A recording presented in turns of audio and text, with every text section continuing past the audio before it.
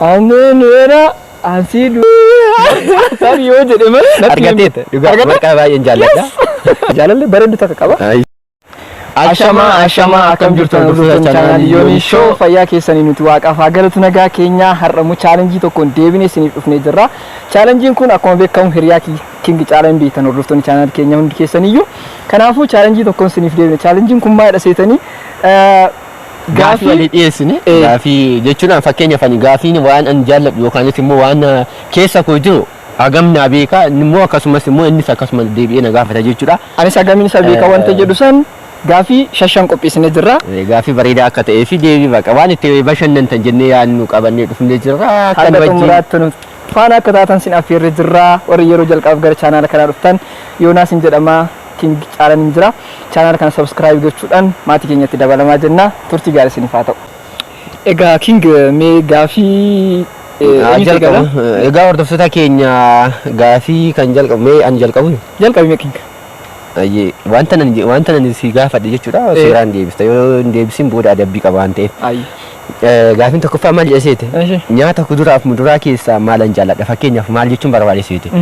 Nyaata bitamu fakkeenyaaf ala hin jira miti wanta gulliittidha bitamu san isaan keessa jechuun dheedhii san isaan keessa maal hin jaalladha dheedhii jechuun dheedhii akka nyaatichi sun eshi yeroo baay'ee kan garuu daandiilee yeroo deemnu kan agarru miti immoo yeroo baay'ee qarshii kiisidha yeroo qabnu jechuudha nu lamaaniif iyyuu kan inni bitu keessa tokkoffaan muuzidha yoo hin dogongorre argateet namni sirriitti beeka waan ta'eef jechuudha na gaafadhu ishee eshi mee isa ani immoo tokkoffaa si gaafadhu daandiirra yeroo deemnu nu lamaan jechuudha yeroo baay'ee yeroo shamarran argu jechuudha shamarran ani sitti jechuudha yookaan immoo jaalallee akkanaati osoo taate jedhee yeroo baay'ee kanan sitti nama akkamiiti bifa akkamii sheefiin ishii nama akkamii akka ta'e yeroo baay'ee karaarra yeroo deemnu yeroo baay'ee shamarran ilaala shamarran ilaaluun jaallata lamaanuu ani baay'een jaalladha achi booda shamarran akkamii jaallata seete anis waa maatii magaala taateef yookaanis immoo gurraacha taateef ta'in alaata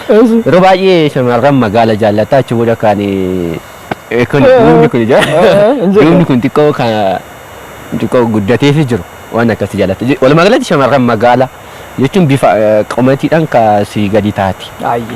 Yaa'u parsantii 50 deebiseera dhibbaan deebisne ittaan hima yeroo baay'ee nuti nama keessattuu nu lamaan iyyuu daandiirra yeroo deemnu shamarran jechuun keenya oolu kanaafuu qalloo magaalaan jaalladha jechuudha dhiif. Akkasii kan furdoon jaallattu duuba ishee guddaa hin barbaadu ishee. Ayyee ishee ani taasifamu. Lammaffaa maal jedhseete sirba kam sirriitti jaalladha jechuun kan koo fakkeenyaaf sirba ammayyaati kanan si gaafa jechuun sirba aadaati kanan si gaafadhe jechuun sirba durii warra durii san si gaafadhe. An eenyu san sirriitti jaalladha sirba maal jedha? Wayne nu lamaan ani sirbicha ani duraan hin beekun ture garuu sababa isaatiin baay'ee jaallachuun jammare. Abbabaa Abbishuu natti fakkaata. Anuunera ansiduera koyyaa magaalle kan jiru san sirba hin arganne. Ani garuu yeroo fakkeenya Abbabaa Abbishuu fakkeenyaaf nu hogoo banaan akkasii nan jaalladha baay'ee muuziqaa akkasii halluu daawwee warra akkasii nan jaalladha garuu Alii Birraa baay'een jaalladha baay'ee innis maal jedha seete yaala sallasee beetti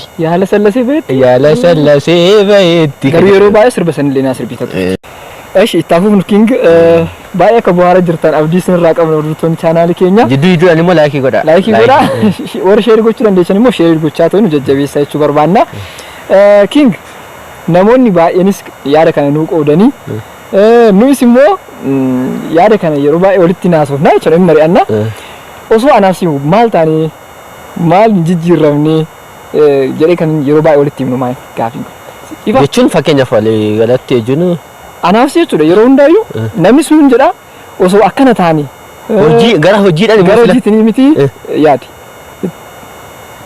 osoo akkana taane ba physical appearance fiizikaala jechuudha.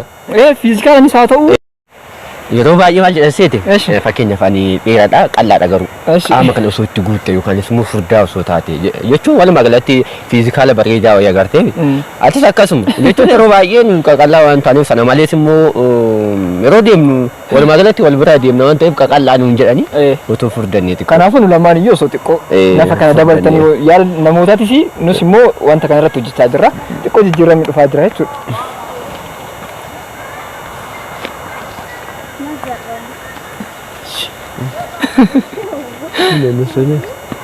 Hindi.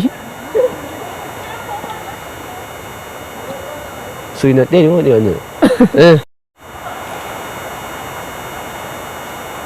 Oo. Mashin kun jinni. Si gaafi keenyatti adeemu amma natu gaafataan. Gaafi sadaffaa fuulduratti hojii akkamitti hojjechuu barbaade maalidhaan milkaa'uu barbaade yeroo baay'ee jechuudha wanti ani hawwu jechuudha. Maal tun ta'e fakkeenya barnootaan barachaa miti sana malees walumaa galatti hojii akkamitti jijjiiramuu barbaade hawwiin koo yeroo hunda wanti ani hawwu hojii keessatti maali.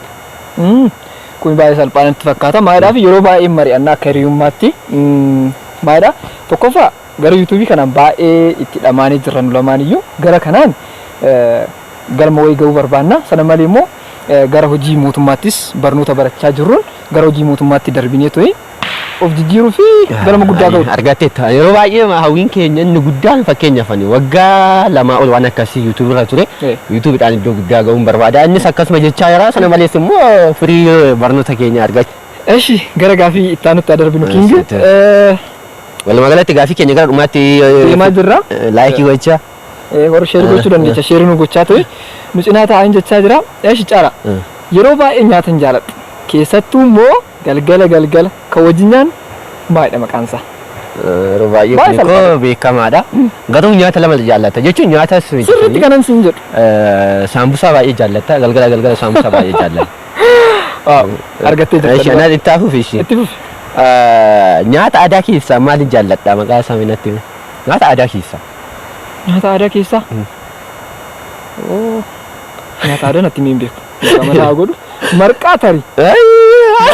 Tarii yoo jedhe malee argateetta dhugaa marqaa baay'ee jaalladha. Gatii irra buute. Gatii irra buute garuu nutti waa'ee kana walitti haasofnee hin beeku. Aadaa natti himtee hin beektu.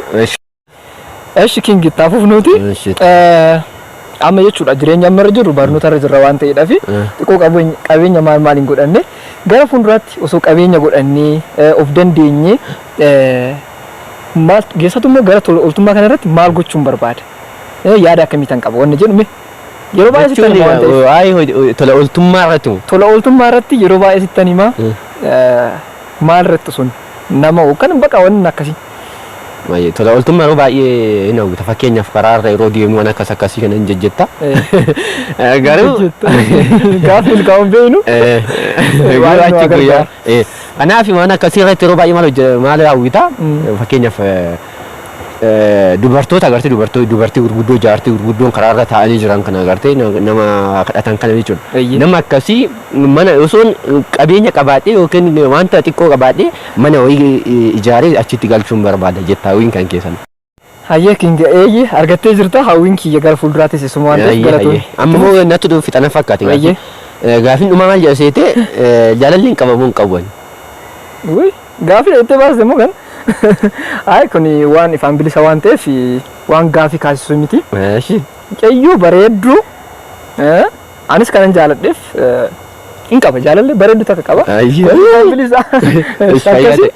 Gaafii xumureera. Gaafii xumuraa haa gaafadhume weellisaan baay'ee yeroo baay'ee shamara isaa ta'u dhiira kanan nan jaaladha siin jedhu eenyudha natti gaafii salphaadha kun xumurumaa. Weellisaa Hacaaluu Hundeessaa. Argatee jira. Kan ana qofaa miti Oromoo hunda jaalata waan ta'eedhaaf. Egaa hordoftoota chaanaal keenya qabxiin keenya garuu tokko biyyaans 0.5 nan caalee jira. Yaa 4.5 keessaa 4.5 ani immoo 4 argadhee jira. Egaa hordoftoota chaanaal keenya turtiin keenya kana fakkaata turtee akka itti bu'aartan shakkii tokko hin qabnu jechaadha. Qabxii 0.5 caalee jira. Kanaafuu adabbiinatu adabama jechaadha. Hundaafuu baay'ee sin jaallanna fayyaaduu ta'a viidiyoo kana immoo yoo isinitti tole laayikii nu godha.